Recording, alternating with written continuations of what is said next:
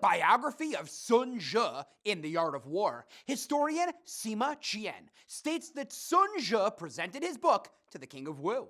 The king wanted to know if its principles of troop movement could be tested using women. Sun Tzu is given permission to instruct over 100 court women. Sun Tzu divides them into two companies under the command of two of the king's favorite concubines. Sun Tzu then gives these women soldiers the signal to perform movements with halberds, but they laugh at him.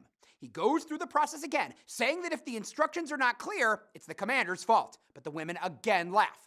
At this, he lays blame on the two women acting as subcommanders and orders them executed for disobedience.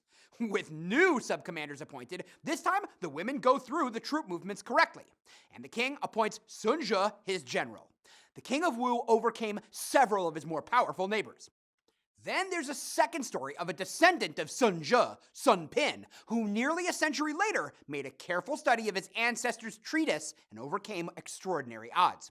Sun Pin's rival became a commander, but he was jealous of Sun Pin's exceptional abilities, and on false charges had Sun Pin condemned as a criminal.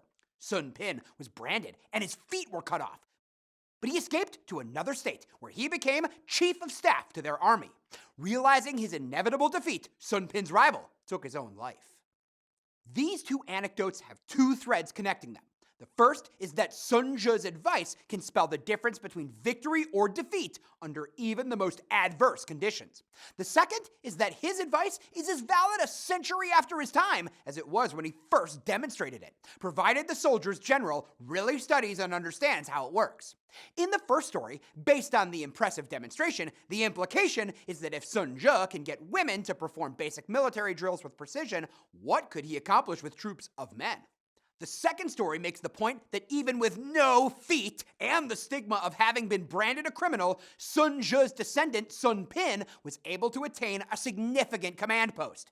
In this capacity, Sun Pin amply demonstrated his keen understanding of his ancestors' principles of war making.